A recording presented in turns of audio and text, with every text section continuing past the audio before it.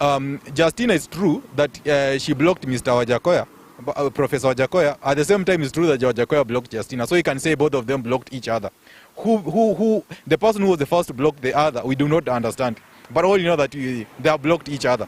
But we are hoping that after a friendly visit, they are going to unblock each other and everything is going to be okay. Yeah. Will you be inside yourself? I don't know the instruction that the security have been given, so we are hoping that you are going to be inside. And if you won't, then we'll have to nominate one of, you see, we are a large population of youth. We shall nominate 2 or 3 to accompany Justina, because we are all we are here is to escort her. We are not here to to cause any discomfort or to the residents. Yeah. And what Mr. Redo, yeah. Oh, sorry. Madam Justina, yeah, is claiming right now that Mr. Wajackoya has brought a separation between her and the parents. Yeah. Is it true that right now she's not in good terms with the parents? Mr. Wajackoya is the reason for that. You know, when you go and utter things like, Professor, what he did, he uttered words like he provided accommodation to Justina. That one, it brings a very bad interpretation. People can, it's a very ambiguous statement.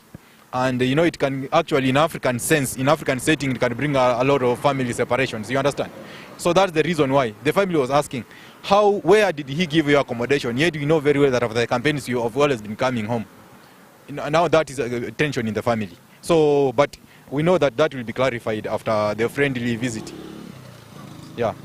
So, is still their plans to... their plans for Kenyans, is still, are they going to go on with it, or it's cancelled because they didn't make it to the top position? You know what we are here for? We are youths of this country. We represent the 7.5 million youths who are behind the Roots Party to make Professor Wajackoya the president. All we are saying is that they have to go on, they have to soldier on, because our dream was to farm marijuana and pay public debt. But what is here is a small misunderstanding which we are hoping to iron out in the next 1 or 2 hours.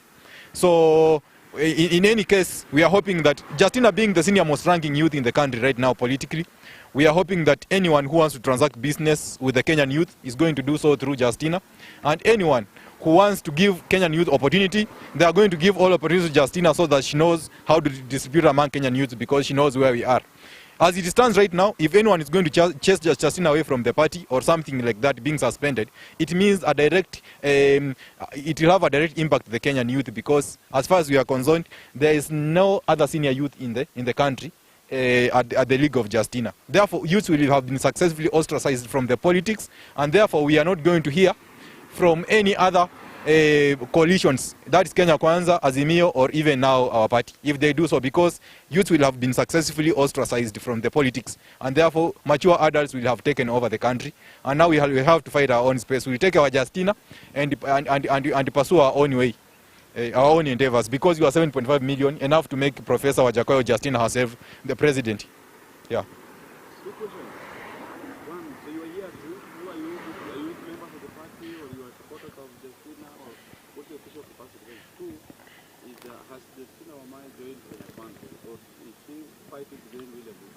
Now, answering technically answering your question is that from the ORPP closed its systems until next year when they will be open. So you cannot actually hop from one party to another.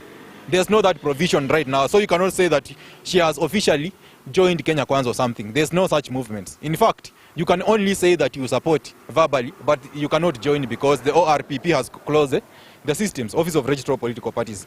Now, I am here as the spokesperson for the youth of the country, the 7.5 million youth of the country, and also the ardent supporters of the Roots Party. All these are party members. All of them have membership cards, but they are also leaders in their respective, drawn from every part of the country. And they have a voice in their own right. Yes. I have one question. Yes. Does it mean that Professor Wajackoya is running Roots Party as a one-man? So far he has been doing so. And I'll cite reasons why. I'll explain why. Number one, Professor Wajackoya has been having the constitution in his head. He has been having secretariat in his own head. He has the party rules in his own head. Now, that clearly shows that we do not have those documents avail to us. We don't have them. If you told me to produce the party constitution, I don't have it. If you tell me to cite any party rule, I cannot cite. But if you tell me to name any member of the secretariat, I do not know any. And the professor himself is on the record saying so. Even I can pull out a clip right now if you give me a second to show you when he said those things that he has the constitution in his own head. Just a second.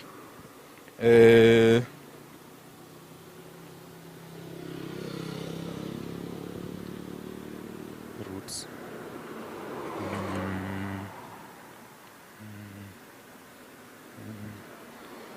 This one.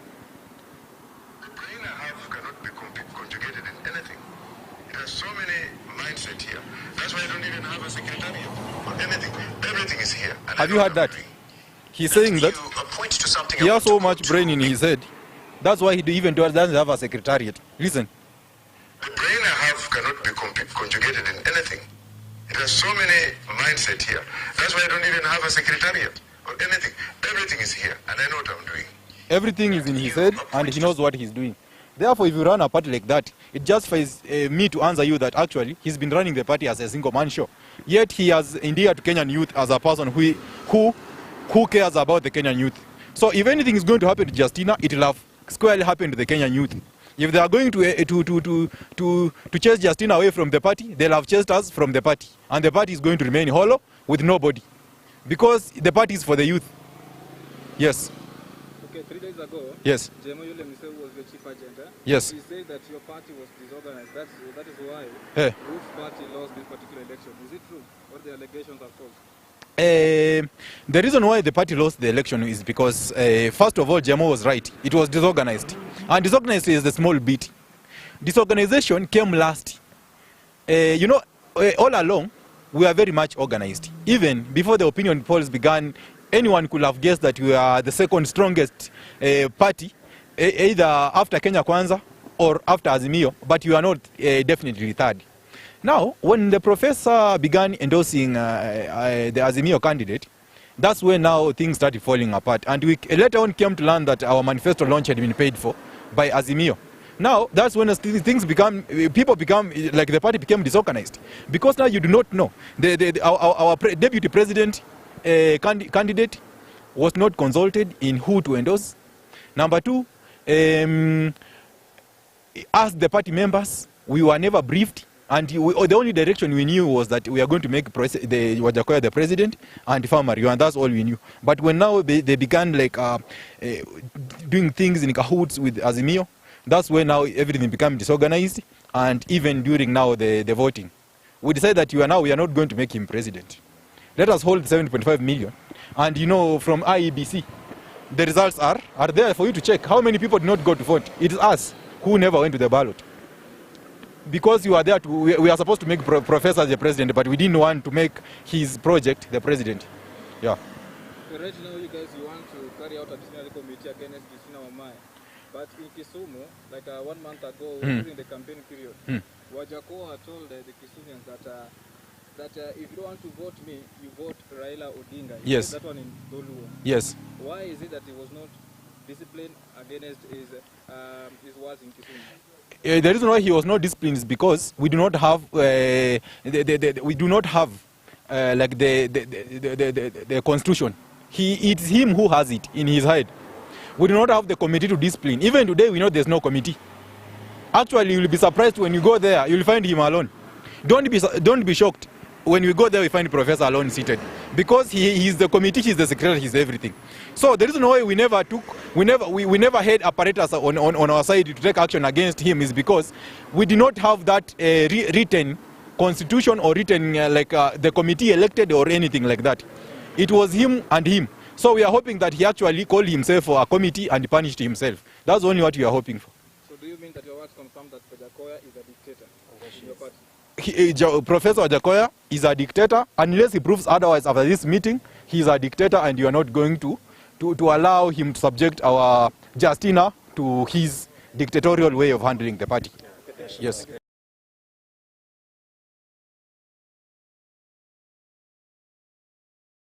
Sorry.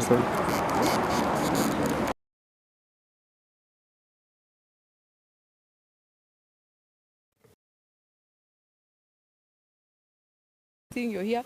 Let us obey to the law. Let us be peaceful. Okay. Yes, Yeah. that is it. But I've been reported at the current police, and I've been allowed to come here.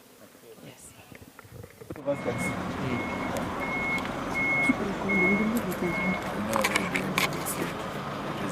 Hey.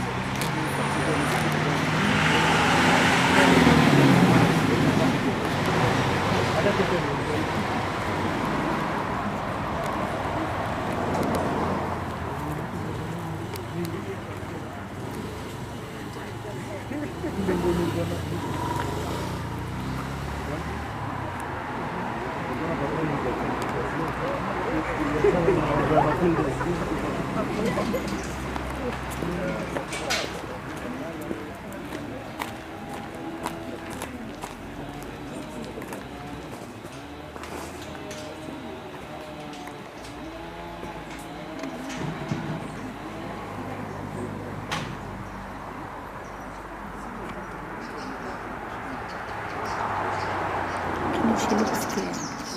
And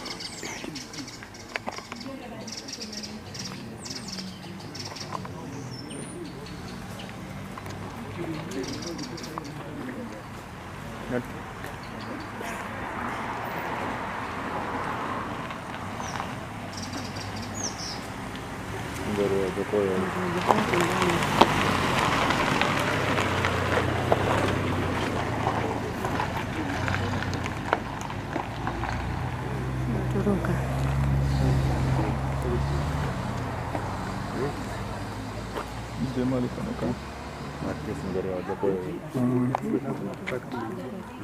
Nimejaribu kuchungulia kwa ndani sijamuona. Inaweza kuwa postponed.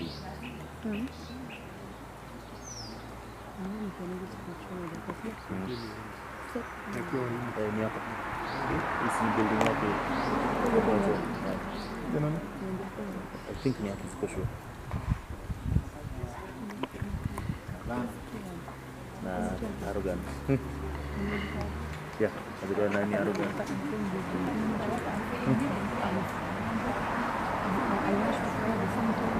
But I would be brave.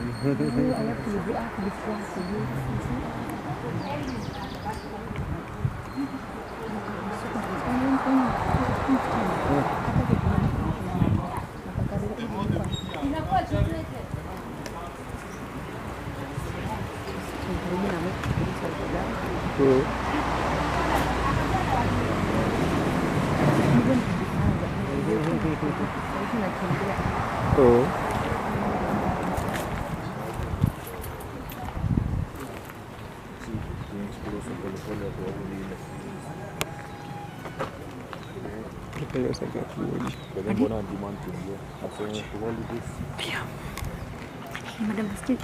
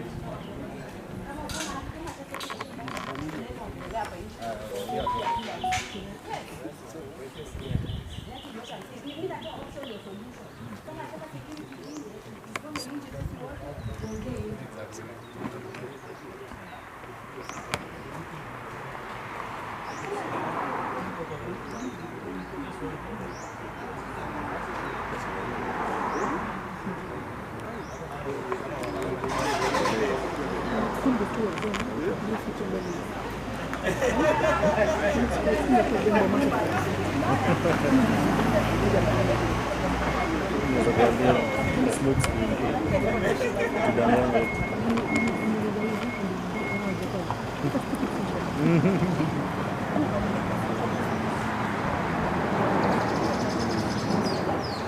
Nani official?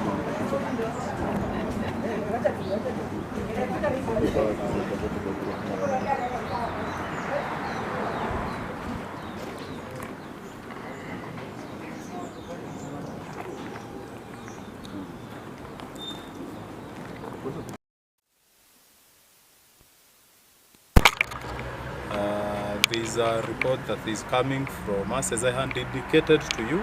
We arrived here on time at 2:30 as we had been summoned, hoping to get in. Yesterday we had agreed with Professor Wajackoya that Madam Justina will appear here with 4 of people from her team as advocates to appear in today's Roots Party Disciplinary Committee hearing.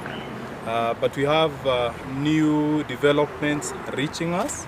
My colleague here will get into the nitty-gritties of it, but let us indicate this. We arrived here at 2:30 and we are staying here until 3:30. As we agreed yesterday, the only way we are preparing inside that committee is if we have the full team as we agreed in yesterday's phone call. If not, we are open to having the disciplinary committee in full glare of the media, as you are the people that he CC'd in the notice on the public platform Twitter. We are open to that. If not, we will be leaving here from 3:30, as we have come here, but we have not been admitted inside the building, as you have seen, with the police being under instruction to not let us in from Professor George. So my colleague will go into the details. Yes, sir. I am Raydon Munoko.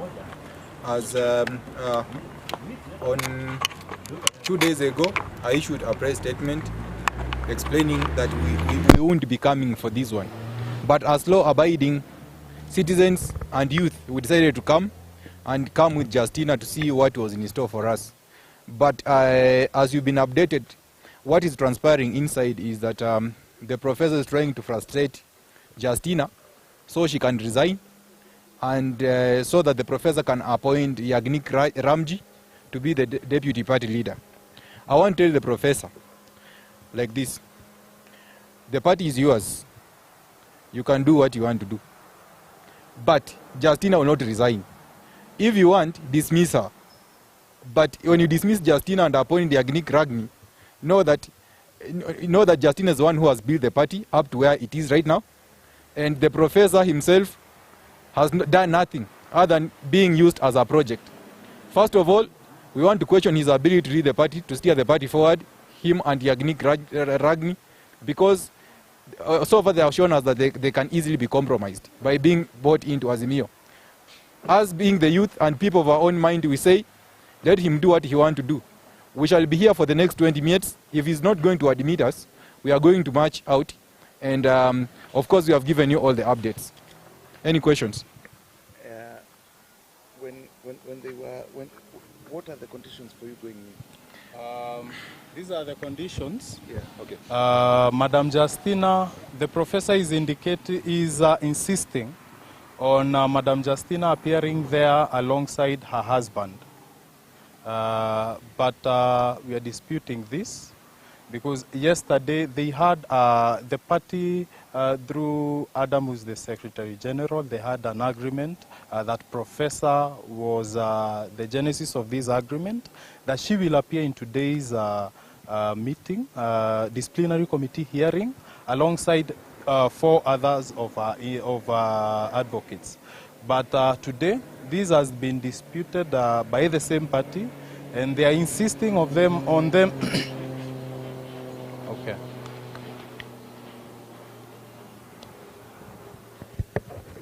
So today, Professor is insisting on Madam Justina walking in with her husband, and to be very honest, this is not fair because Professor has lawyers inside there.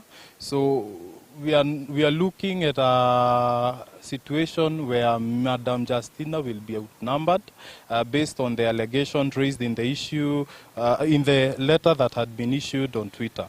So as it is right now, we are standing by yesterday's agreement that it's either Madam Justina goes there with her team, or we have these disciplinary hearings in full glare of the public and the media, or 3, we are not going to walk into Kara House. And we are waiting for 3:30 to arrive. If there will be no reports, positive reports from the party, we shall be leaving here. So thank you. The full names? My full names are Mutembei. Yes. Yes. I am Redon Munoko. A question. She has an addition, yeah. You have said that the communication was made via Twitter.